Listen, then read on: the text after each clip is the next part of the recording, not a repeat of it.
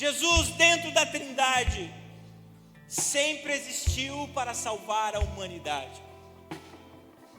O texto que mais nos revela esse plano, mostrando quem Jesus é aquilo que Paulo fala aos Efésios, no capítulo 1 e no versículo 4. Mesmo antes de criar o mundo, Deus nos amou e nos escolheu em Cristo para sermos santos e sem culpa diante dele. Meus irmãos, Paulo está afirmando que antes de existir os céus e a terra, antes de tudo ser criado, antes dos animais serem criados, antes de Adão e Eva serem criados, Deus, o Pai, já havia nos escolhido em Cristo para sermos santos e sem culpa. Não existia uma outra forma de o homem andar nessa terra se não fosse por Cristo. Isso mostra que Jesus nunca foi o plano B do Pai. Adão e Eva pecaram e agora o que eu faço? Deus jamais pensou isso, porque Jesus sempre existiu para salvar a humanidade. A Trindade no céu sempre existiu desde a eternidade passada para salvar a humanidade. O plano de Deus foi Jesus nascer e morrer e ressuscitar para a salvação da humanidade. Após a queda,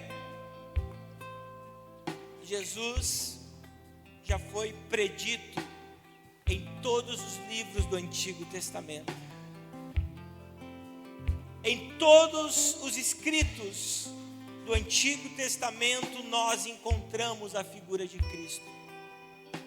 Nós encontramos a figura de alguém que viria para redimir a humanidade. E a palavra redenção, ela é muito interessante, porque está ligado a pagar algo em favor de alguém. Quando alguém ia libertar um escravo, ele precisava redimir, ele precisava pagar para que aquele escravo fosse solto.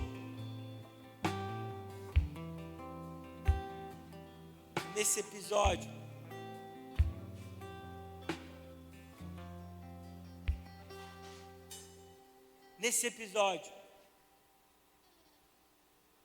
que nós vamos falar nessa noite, nós vamos entender que desde o Antigo Testamento, o Senhor anuncia a salvação por intermédio de Cristo. O primeiro ato de palavra profética que nós encontramos, palavra profética é uma palavra a ser anunciada de coisas que estão por vir. É logo em Gênesis capítulo 3, versículo 15, que diz o seguinte: farei que haja inimizade entre você e a mulher, e entre a sua descendência e o descendente dela, e lhe ferirá a cabeça e você lhe ferirá o calcanhar. A primeira vez que Jesus é anunciado acontece ainda no jardim, meus irmãos. Logo após o pecado de Adão e Eva, Deus então revela o seu plano para a humanidade. Aquele plano traçado desde a eternidade passada, o Senhor revela para toda a humanidade. Gênesis 3,15 é conhecido como o proto-evangelho, isto é, a primeira vez que a boa notícia é anunciada. Proto significa primeiro, o evangelho é a boa notícia. Então a primeira vez que a boa notícia é anunciada, a boa notícia da salvação é, ainda em Gênesis, logo no início do enredo da humanidade. Deus declara que Satanás e o pecado seriam derrotados pela semente da mulher, isto é, Jesus. E aquele que a semente esmagaria a cabeça da serpente. O Redentor é capaz de purificar o pecado e remover a terrível penalidade que traz a morte eterna. E desde o princípio, desde o início dessa história, já estava prometido ali. Já estava revelado o plano que desde a eternidade Antes da fundação do mundo, o Pai já tinha para a humanidade. Portanto, desde o princípio, Deus revela o seu plano de graça para toda a humanidade. O Pai anuncia o nascimento de seu Filho para redimir o ser humano. Nós encontramos nos patriarcas Deus falando sobre esse Redentor que nasceria. Gênesis capítulo 22, versículo 7. Isaac rompeu o silêncio e disse a Abraão, seu pai: meu pai. Abraão respondeu: eis-me aqui, meu filho. Isaac perguntou: eis aqui a lenha, mas onde está o cordeiro para o holocausto? Abraão respondeu: Deus proverá para si o cordeiro para o holocausto, meu filho. E os dois seguiram juntos. Na narrativa de Abraão e Isaac no Monte Moriá, nós vemos de forma clara a palavra profética revelada ao patriarca Abraão. Quando Isaac questiona sobre o cordeiro para sacrifício, Abraão recebe a iluminação de Deus e responde: Deus, Pai, providenciará para si o cordeiro. Aqui, Abraão, de uma forma inspirada por Deus, estava dizendo que o Deus Pai enviaria para a humanidade alguém que seria o cordeiro que salvaria todo o perdido. Aqui nós encontramos mais uma vez o Senhor revelando o seu plano de salvação, aonde ele diz que o próprio Deus teria a capacidade de providenciar alguém digno, alguém puro, para redimir a humanidade que caíra outrora por intermédio de Adão e Eva. Mas isso estava tudo dentro do escopo, do plano, do pensamento de Deus. Obviamente que Deus não cria ninguém para cair, mas o propósito já estava revelado antes mesmo da fundação do mundo. Mais uma vez, o Antigo Testamento, de forma profética, aponta para um nascimento, aponta para a morte e aponta para a ressurreição de Cristo. E por fim, é aqui que eu vou me ater mais um pouco. Quando nós chegamos nos profetas, o texto que nós lemos, e o versículo 6, de uma forma clara, anuncia o nascimento de um Redentor, de um Salvador. O texto nos diz: porque um menino nos nasceu, um filho se nos deu, o governo está sobre os seus ombros, e o seu nome será Maravilhoso Conselheiro, Deus Forte, Pai da Eternidade e Príncipe da Paz. Essa profecia, sem dúvida, é uma das mais conhecidas quando nós falamos de profecias messiânicas da palavra de Deus. É quando é anunciado o nascimento do Messias de Deus, que seria revelado a toda a humanidade. Isaías, de uma forma inspirada, fala sobre o ministério de Cristo e a natureza dele, para mostrar essa divindade dupla que Jesus teria. Ele fala: um menino vos nasceu e um filho se vos deu. Menino está relacionado àquele bebê que nasceria em uma manjedoura, alguém de carne e osso. Esse é o menino quando Isaías fala.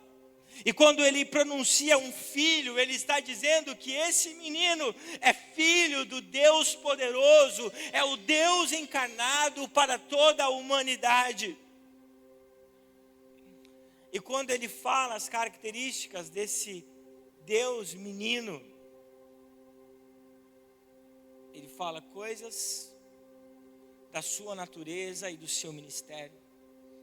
Quando ele fala sobre o seu ministério, sobre coisas que ainda andam em nosso meio e andarão até a consumação dos séculos, até todas as coisas acabarem. E eu quero que você preste atenção a partir de agora, mais do que antes. Esse menino que nascera em uma manjedoura, ou que nasceria, conforme a palavra falando no futuro, ele se chamaria Maravilhoso Conselheiro.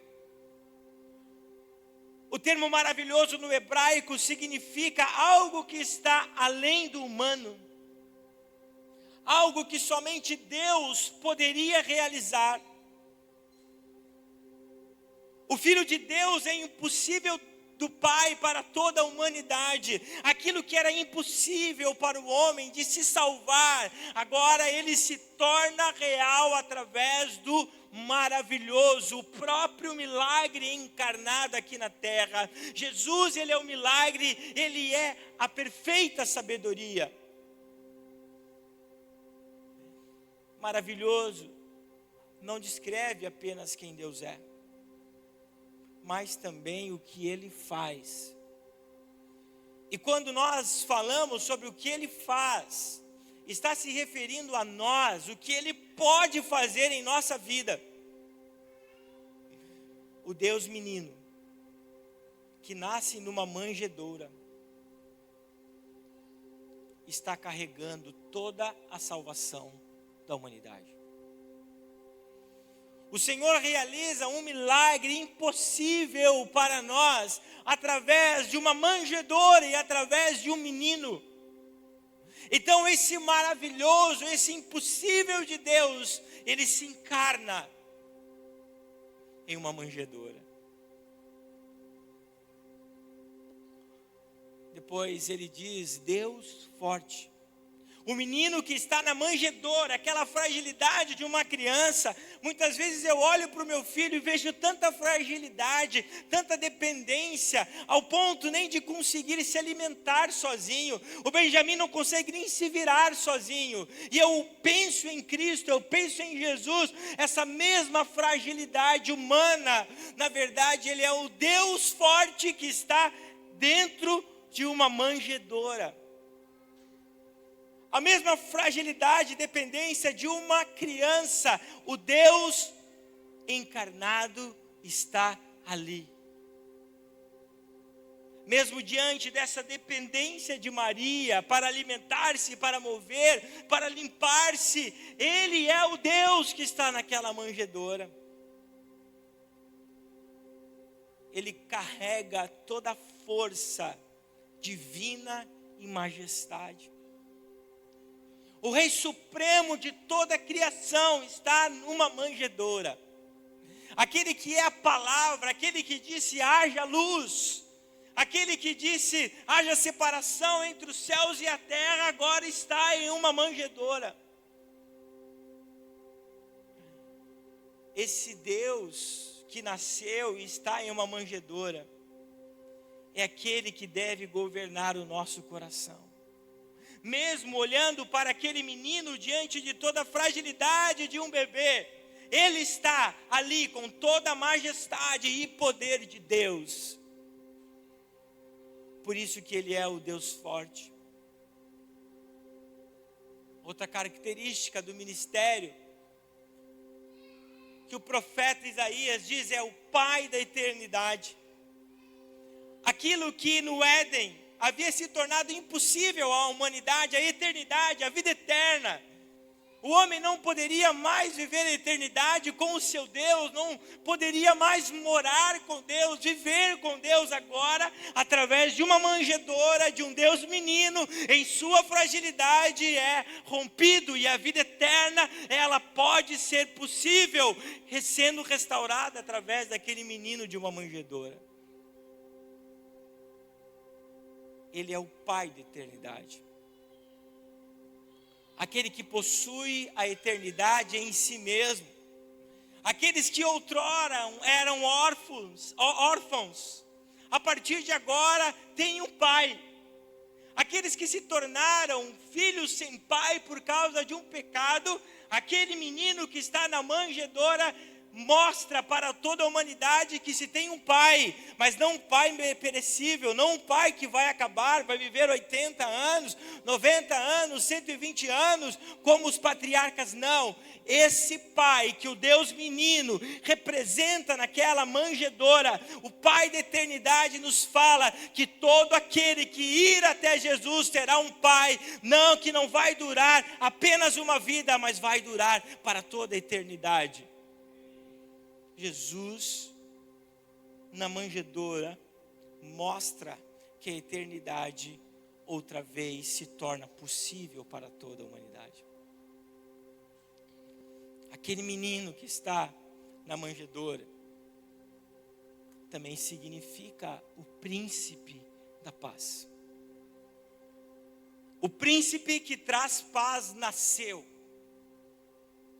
Toda culpa, todo peso, todo jugo que nós lemos ali do pecado que estava sobre a humanidade, agora ele já não vai mais triunfar sobre toda a humanidade.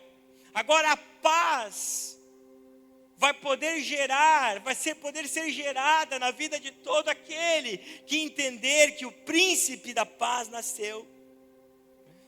Príncipe da paz não se trata apenas de ausência de guerra ou de conflitos terrenos, mas uma paz que invade o coração daquele que é salvo em Cristo Jesus. Todo aquele que é salvo em Cristo Jesus tem a paz. Se você não tem paz no seu coração nessa noite, Cristo nasceu em uma manjedoura para trazer a paz a todo aquele que entender que Ele nasceu, morreu e ressuscitou. A paz que a humanidade buscava por milhares de anos, agora é anunciada pelo profeta Isaías. A paz que o homem procura, quem sabe desde o seu nascimento, nasceu há 2000 anos atrás, estava em uma manjedoura. A paz que acalma o aflito, a paz que cura a alma, a paz que reconcilia o homem com Deus nasceu. A manjedoura, diante da sua fragilidade, do menino que nasceu. Aqui é um paradoxo nessa profecia, um contraste nessa profecia, porque nós olhamos para a fragilidade de uma criança, que precisou nascer para viver sem pecados e morrer, mas o contraste está que nessa mesma criança existia o milagre que somente Deus poderia fazer. Ali estava o Deus forte, ali estava o Pai da eternidade, e ali estava o príncipe da paz, que todo o coração aflito vivia, até a chegada do Messias. Sabe o que eu quero te dizer nessa noite? Que Jesus sempre foi o plano perfeito do Pai para a nossa salvação.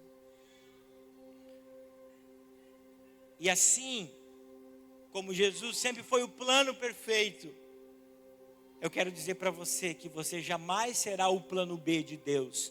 Deus escolheu você em Cristo Jesus antes da fundação do mundo. Você é algo tão precioso, antes de Deus falar, hajam os céus, hajam a terra, hajam os animais, hajam as luzes. O Senhor pensou em você, dizendo, na vida de cada filho meu, haverá salvação por intermédio de Cristo. O próprio Deus, antes de criar todas as coisas, já tinha um plano perfeito. As profecias do Antigo Testamento nos revelam apenas uma verdade. Cristo sempre foi o centro dos planos de Deus Pai. E nessa noite nós precisamos compreender que Cristo sempre foi o centro da sua vida. o contraste da manjedoura, a fragilidade de uma criança, mostram o poder de um Deus que foi encarnado. Eu quero te convidar a se colocar em pé.